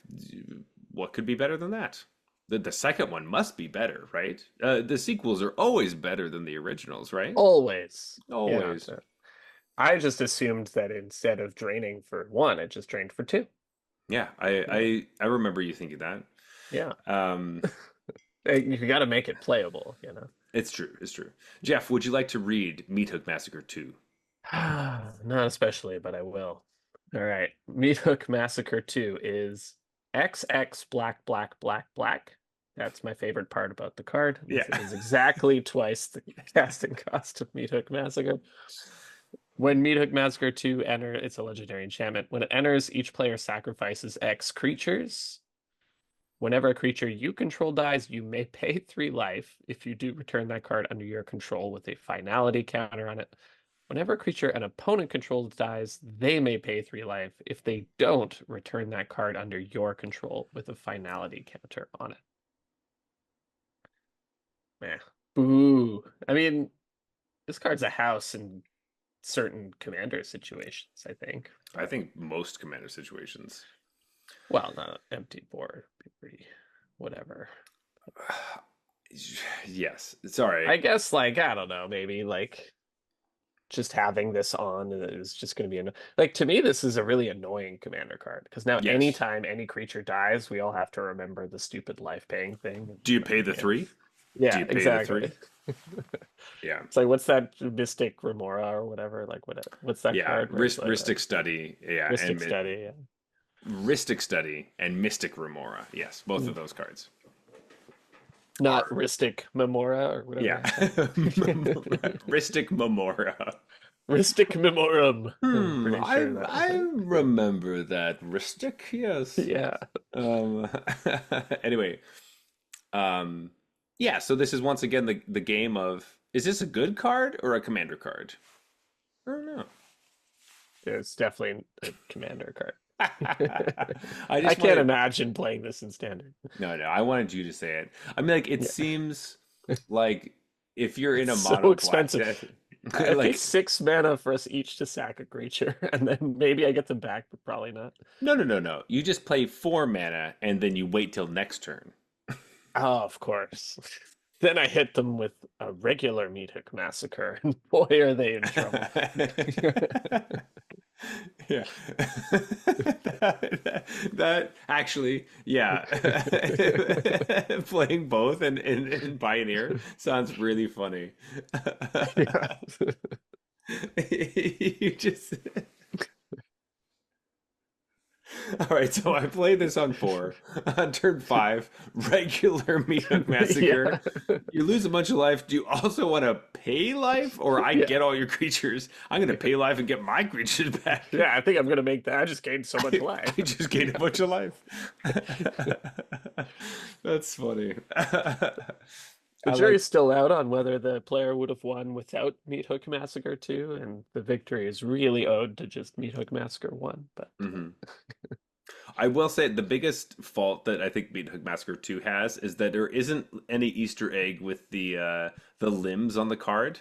Remember I the was first literally one? looking for so long at the art. Yeah. I was like, it's gotta be there. The first Meat Hook Massacre had a hand hanging from a hook, but it kind of looked like a monkey. It looked like a monkey. I was like, where's the monkey? There Yeah. has to be a monkey in the art. And there's no monkey in this art. And Yeah. I'm sorry. I'm sorry to our artist, Tiffany Turrell. You fucked up. Yeah, she didn't get the memo. My No. only thought is that there might be some alternate art that I have not seen yet, where Mm, they saved the monkey Easter egg for the alternate art. I don't think so. I'm looking at the alternate art, and it's not. There's no monkey. No monkey in that. Is Bummer, there only man. one? Usually there's like 5 different alternate arts for every No, card. I think they're pulling it back. They're Oh, good for yeah, them. That's the good right for move. them. Yeah, we don't have 3 bonus sheets this time. I think there's only one. It's like really, really just making magic sets. It's I don't know what they're doing over there, but it feels better. You said pulling it back, and now I'm scrolling through. I'm just seeing so many different. I don't know if the same card is done multiple times, but there's a lot of different, I think, alternate art styles Oh, going on. sorry. There are a bunch of different alternate art styles, but it's not like the same card gets 5. Right. It's Okay. like, oh, that's the other version of that card, or the other version of that card. Oh, I do dig the movie poster cards. That's cool. Yeah, those are pretty sweet. Um, Lots of really cool, obviously really cool stuff. Which Magic always has like sweet art for everything they do, but this one's always fun and spooky and cool. Jeff, final card. Oh, you know what, Jeff? Actually, no. I'm not even gonna let you talk my thing because there's obviously a card we need to talk about, and I can't believe we haven't talked about it yet. And the I fact that was it took literally us just this long. thinking the same thing, but I was thinking there are 5 cards that you should have talked about, Okay. knowing who we are. Well, there's one in particular that's so us, and I can't believe it took us so long to like get to this one. Lay it on me. So this is Kaito, Bane of Nightmares. Yes. So Kaito is a legendary planeswalker. Kaito. It costs 2 blue black for a 4 loyalty. Kaito planeswalker at Mythic. It has ninjutsu. 1 blue black. How does that even make any sense, Zach? I don't How know. does it make sense? Let's keep reading. Okay. I'm just going to react now, and I'm going to form my Perfect. opinion immediately, and I'm Hmm. going to rage on X.com. Fantastic. You mean Twitter, but whatever. Um, Never heard of that. During your turn, as long as Kaito has 1 or more loyalty counters on him, he's a 3/4 ninja creature and has hexproof. So very Gideon Jura of him to be a creature every turn. I guess. Yes. Sorry, Gideon Blackblade is the one that was of creature every turn. Um, I mean, our Gideon Jura usually was too, but It's true. It's true. his They just one like video or one ability you activated more often than the other ones. it's true. It's true. With Kaito, our abilities are +1.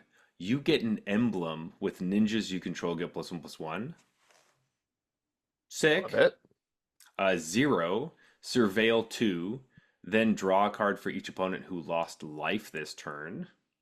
Okay. And then -2, tap target creature, put 2 stun counters on it. Two? Two. Two. Yeah, I'm so excited. This is gonna finally make ninjas playable in standard.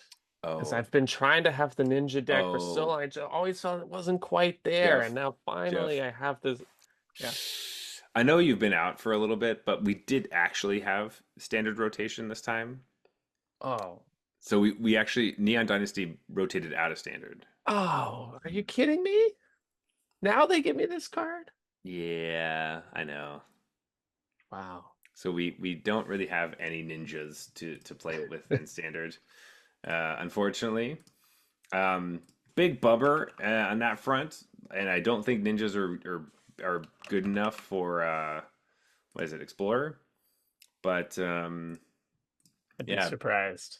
big It won't stop me from trying, but I'll be surprised if it works. yeah. I'm pretty sure we have 2 ninjas in standard currently. So just not really Are you not. counting Nashi or I'm not counting any of the ones from this set. So besides the ones that because are he's a in, rat and ninja and wizard.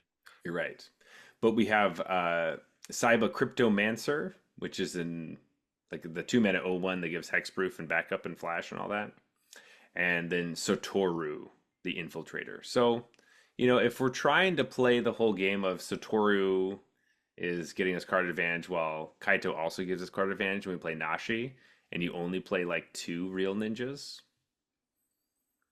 Like these aren't terrible ones, but they're not like good. They're great. It Yeah. it would feel closer to rogues, but without the whole mill plan. So I don't know. Part of Cool. me wonders if Kaito is good enough just on his own, like just as a Gideon, that Pumps himself. pumps himself every single turn or Hmm. gives you card advantage and can tap stuff. Like Hmm. it's a pretty diverse set of skills. The problem is you're not making use of the ninjutsu ability, and 4 mana Hmm. is a bit expensive. Like I guess if I chalk this up, in the realm of just a planeswalker that's going to win the game on its own, 4 mana. I know we don't have to worry about it anymore, but my brain obviously goes to the Wandering Emperor. Hmm. It's like, is this as good as the Wandering Emperor at controlling slash taking over the board? I think the answer is no, Hmm. unless you can cheat it out with that ninjutsu ability. I think so. Like, how interesting is having Kaito paired with like deep cavern bats? Like early game, you go steal something from their hand, and then you start attacking and like playing Kaito, and then replaying your deep cavern bat to get something else. Like, is that cool? Do we like that? Most of the time, deep cavern bat's taking the removal spell that's going to kill deep cavern bats, so you kind of have to keep getting the same thing, but that removal spell won't kill Kaito because Kaito has hexproof. So, you know, there's something. Um, are we interested in like returning fairy masterminds to our hand because we can play them at flash speed? I'm definitely interested in it. Hmm. It's just like, I guess the what I was trying to say is generally these like planeswalkers that control the board and win the game on their own are usually in Are control decks, or like Oh, they're sure, your sure, sure. win con in a mid-range or control deck, And this isn't rather really. than like this does, I think, demand cheap attackers. This is like take out Shieldred, put in Kaito's, Yeah, yeah, for sure. hope to win somehow. Deep Cavern Um, Bats, obviously, yeah, the big one. I like Fairy Mastermind though. I hadn't thought of that. mhm. Um, Anything with flash is exciting. Um, But if you can have that kind of game plan of, yeah, either counter your thing or flash my creature. Uh, I like the idea of like having multiple Kaitos in your deck. So like one of them pumps a bunch of emblems into the game and then it yeah, dies somehow. And then you play another one and it's huge all of a sudden. Like you need ninjutsu in like a giant Kaito that has like 4 emblems, hit him for 7 out of nowhere. That's kind of that part nice. is cool. I think there's a universe where the typical blue black mid range deck from, I guess, like two standard seasons ago now. That was the last summer. Yeah. plays this card just to Hmm. play it. Um, but then I also see a world where it's just not quite as good as like Shieldred or whatever your other options at 4 are, Yeah, and nobody plays it.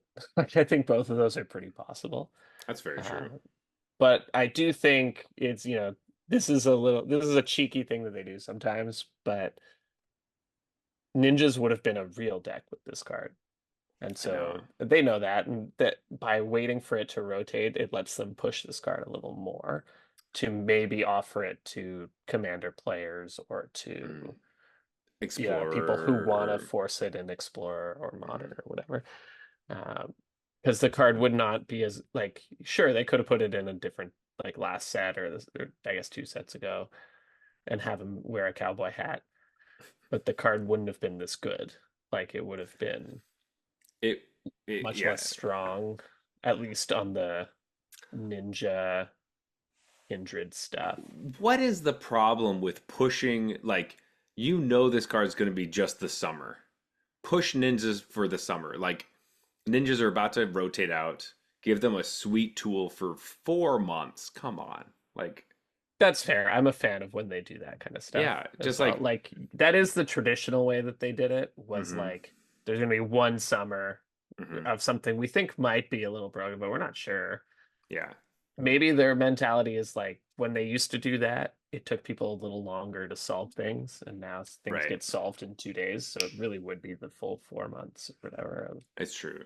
That's definitely true. And you also there's spoilers and this whole thing, but yeah, I get it. I mean, like I also don't know if this originally when this was printed, it wasn't going to sting as hard because Kamigawa would have rotated out.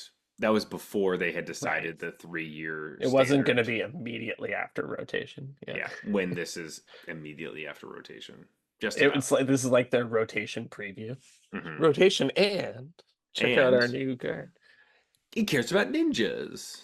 Yeah. Like, I don't think there's a world where ninjas are coming back soon. So Yeah. it very much is just like, It could have hey, been cool to give them the time in the sun because they've also been a complete non-factor. It's not like they were a tier 2 deck. This would have pushed them to be bro. Like they were nothing. Like they were yeah, just not good enough. So yeah, giving totally. them their one season of maybe having an actual chance would have been neat. But I I also get it. Like just be safe. Just Yeah, throw it in the next set. totally. Yeah. I mean, like, to be fair, also, I guess you can play it in Brawl. There you go.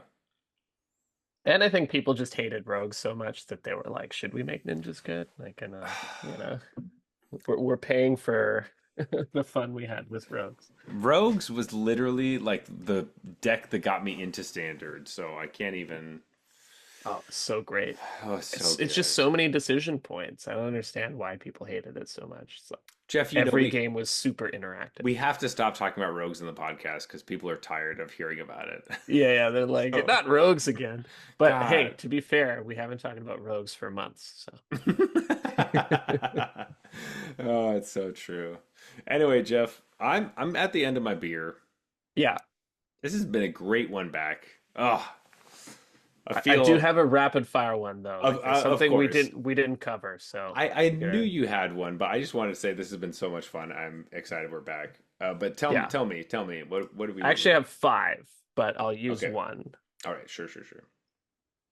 Blazemeyer Verge. This is a land. You can tap it Hmm. to add black, or you can tap it to add red if you control a swamp or a mountain. What do we think of these? Because I love Blazemeyer Verge. I think these are sweet. Okay, so Yeah. yeah, we have one of each. There's five of them. Um, one for each color, and they all tap for the neighbor to the, I don't know, the ally to the right, I would assume. So like white, but then also it taps for blue, but it also taps for black, so on and so forth. Yeah. These are super cool. So untapped lands, but you have to be playing basic slash surveil lands or anything else that has like land types to make it tap for the additional color. Um, I don't know if this kind of pushes you into a place where it's like if you have a white deck, you want it to be mainly white and then splash blue so that you can put four of these in your deck and feel good that like I have to get white early and then blue comes later. Same with like, oh, my deck is mainly blue but then black as opposed to mainly black and then some blue. I don't know if there's any sort of like ideas behind My whether guess that's is that important. it definitely does that. That would be my Hmm. guess. The blue white one is the most interesting because it's more just my removal spells are white Hmm. and my later game stuff is blue. And Yeah. so perfect. That's what a blue white control deck wants. But for something like Blazemeyer Verge, having built a lot of red black aggro decks, and this is something I've talked about on the podcast a lot. I hate having one drops of two different colors. Hmm. And this is just like, hey, your one drops should be black. Hmm. Like that's it. Boom. Don't don't even look at those red one drops. Get them out of Don't. your deck You can't even play them. because yeah. Um, and I've that's like this aligns with my philosophy on building those types of decks because I always get deck lists from Hmm. really great players too. So Yeah. it's like I'm not definitely right on this, but I personally hate the red one drop plus swamp opening hands enough that I'm like I'm just not gonna let that happen to Yeah. myself. Yeah. So Jeff, yeah, hates the like four red one drops and then four black one drops in the same deck list. He, Yeah, in an aggro, like if it's a one drop that is like okay to play on turn two, you know, fine. But like a lot of the times your one drops are to play on turn one. yeah, I don't And think I call cut down a one drop. It just costs one. Like, exactly. So I will play like a red one drop creature and cut down in the same deck hmm. for sure, because you're almost never playing cut down on turn one. Hmm. But usually in your aggro decks, you want more than one drop creature. And a lot of decks play one from each color. And I'm just like, I hate that. Because Hmm. sure, if you have Black Cleave Cliffs, you're laughing. But Hmm. that's the only land in your deck that lets you do it. Like every other land has to match the Hmm. creature that you draw. And so this, I like it because I'm like, I don't have to decide whether I want red one drops or black one drops. This is like, hey, idiot, play black one drops. Yeah. And I think that's just it's a cool like we've talked about this a lot, just like standard is a lot about the lands that you have open to Yeah. you. And through standard recently, we've gotten a lot of like, hey, this set has 10. You get all of them. You get all the lands, all the lands. And I think that's a lot less interesting. I think it's much more interesting to have like, hey, these ones do this. And we don't need to complete the cycle immediately or even ever.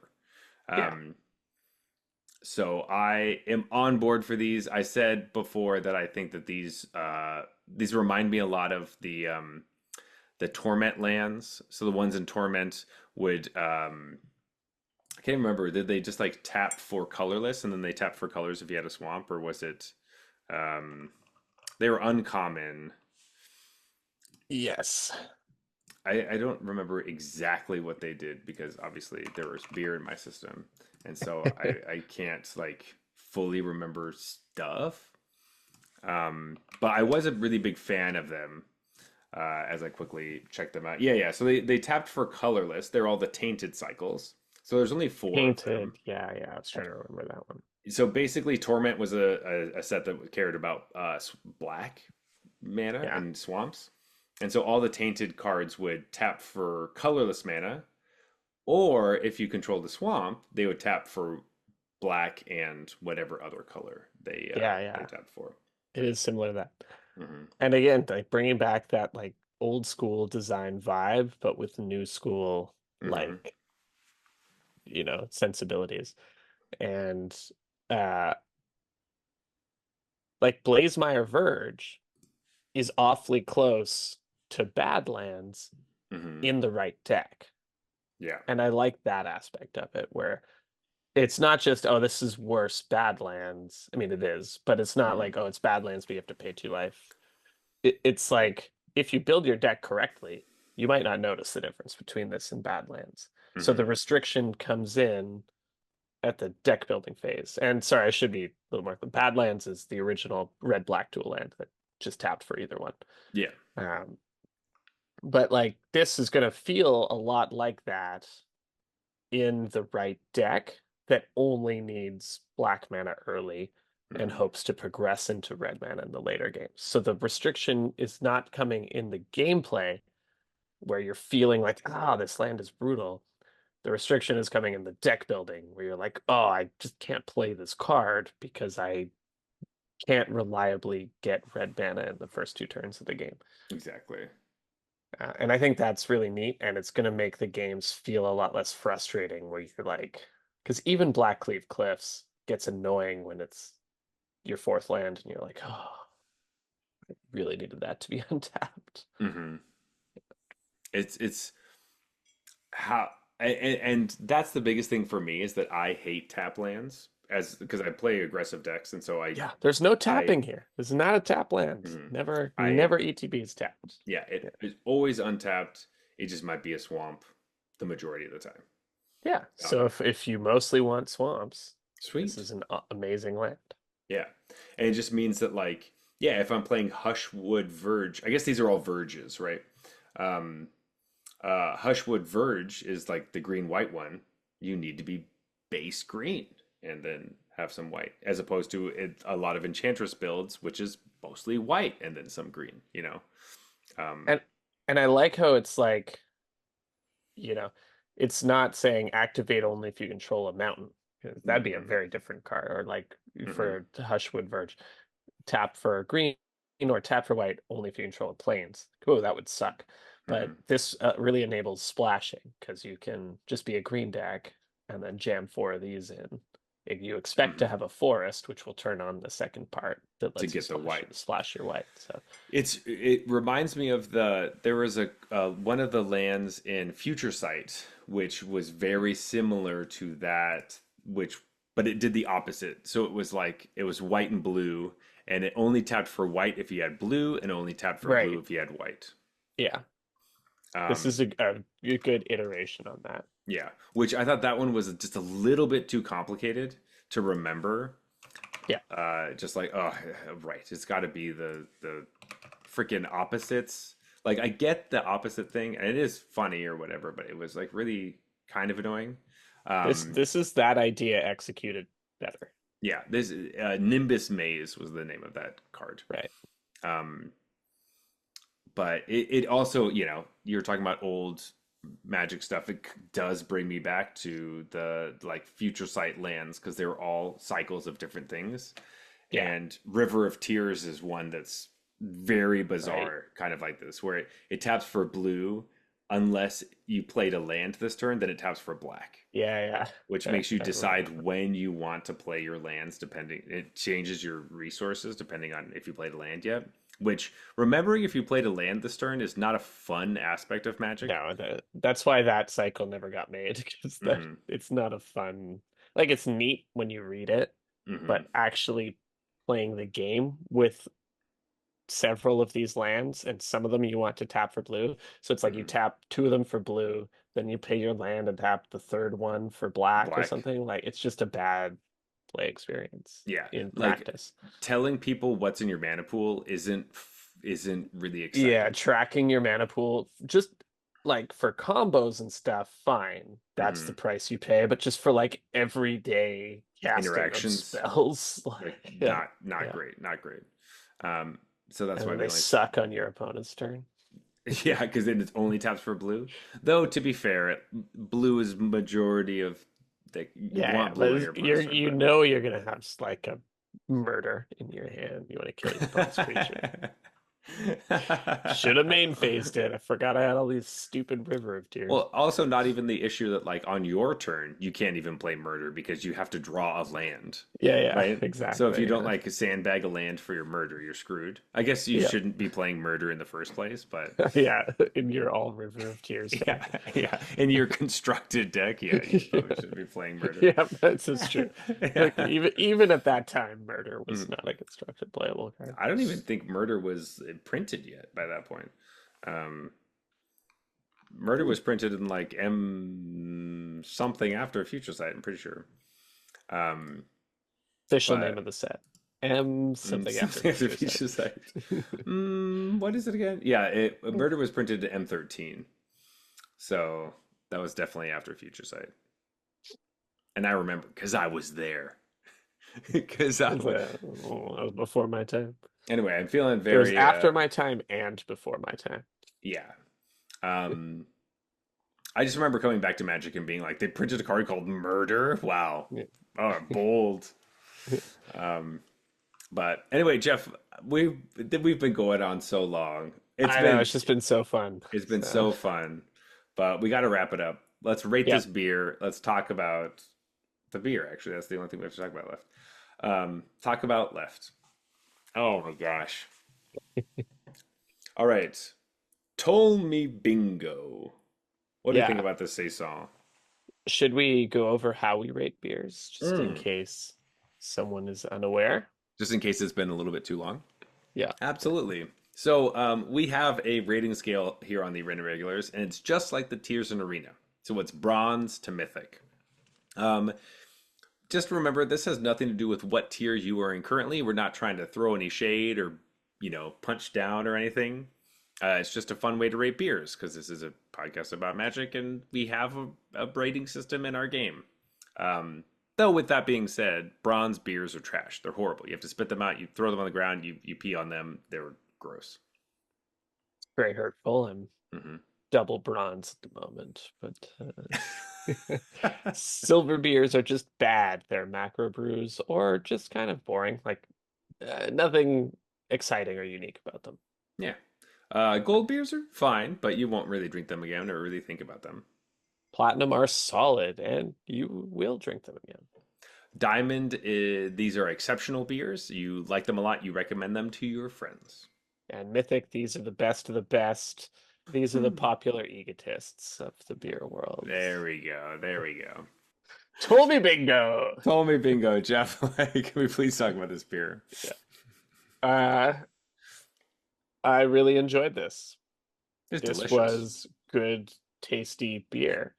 Mm, Um, I definitely noticed that it was like under alcoholized relative mhm. to saisons that I've had in the past in a Yes. similar like big bottle saison. Like we've aged this. Instead of those tend to be like 7 or 8%. I guess Hmm. it's just what I'm used to. So I was like, oh, okay, it is very light It's very in light. Yeah. relative to the expectation. Um, but man, it went down smooth. Oh, it went down too fast. Yeah. Uh, way too fast. I don't know if I necessarily got the whole oak aspect. No, Um, no. This felt like we've had a table saison before, which was really tasty, but it tasted like that. Like this yeah, feels like kind of you sit down at the table and they're like, here's beer, you know. yeah. Here's like Um, our farmhouse beer. It was made mhm, by Fred over mhm, there.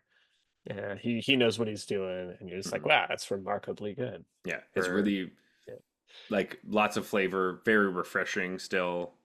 Um, but not it doesn't like it comes in a bottle. It's aged. It feels like it's going to be this big something, but no, very very refreshing and like yeah. It's tasty. It's refreshing. It's really good. I think it just I would have liked a little more punch from it. yeah. I was thinking it might be a little funkier. It was like mildly strange. Yeah, it was Yeah. low on funk Hmm. for a saison. Yeah. Yeah, this needs like a bass player, It needs a little bit more funk Yeah, in there. that's right. It's exactly. Lacks that groove, you Yeah, know. yeah, yeah.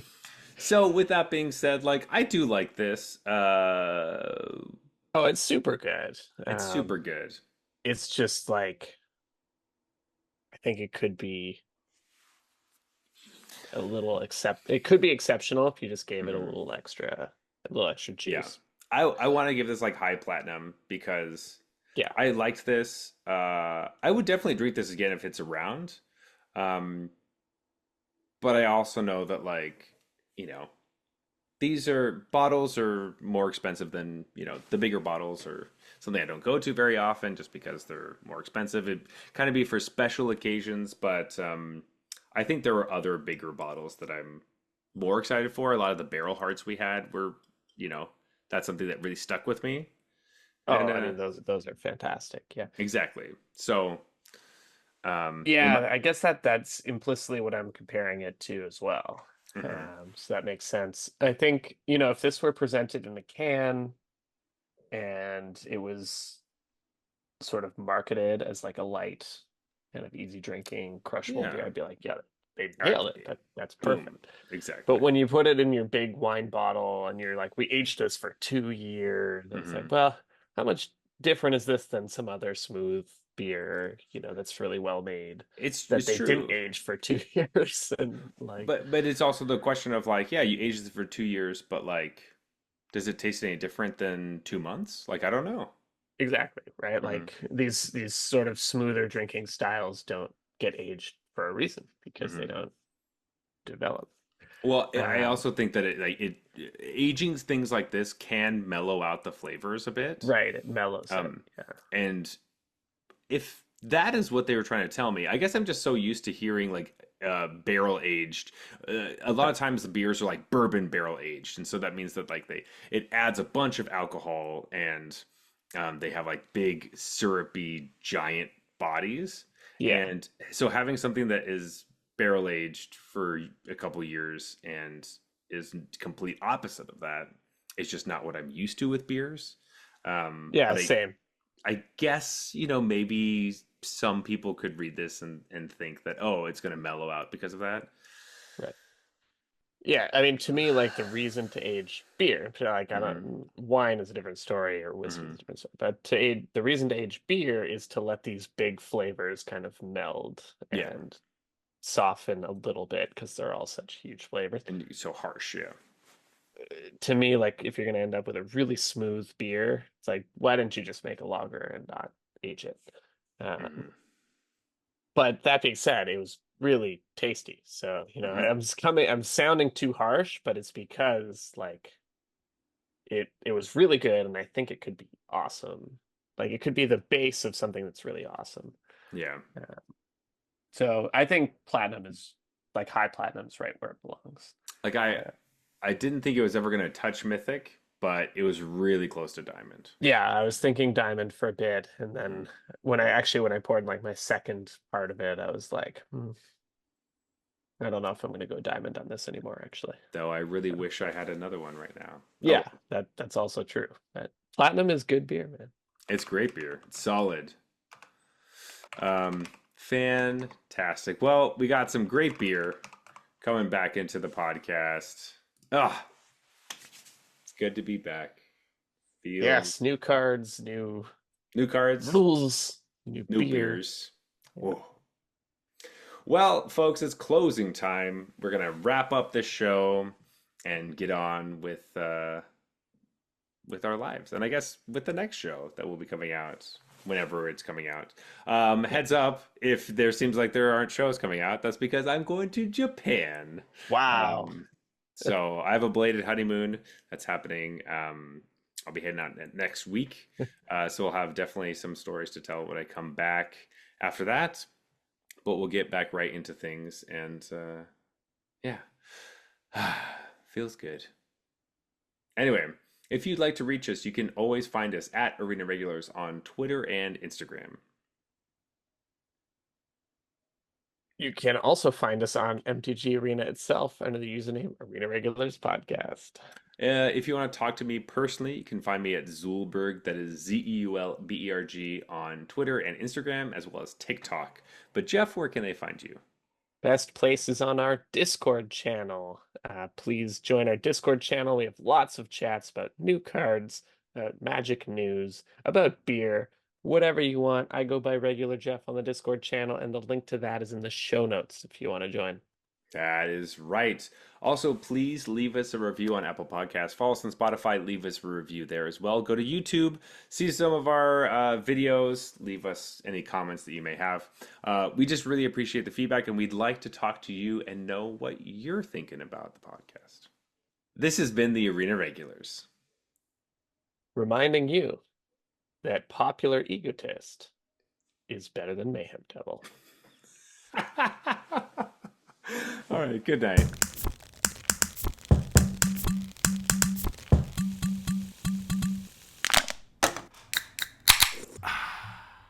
that's fine.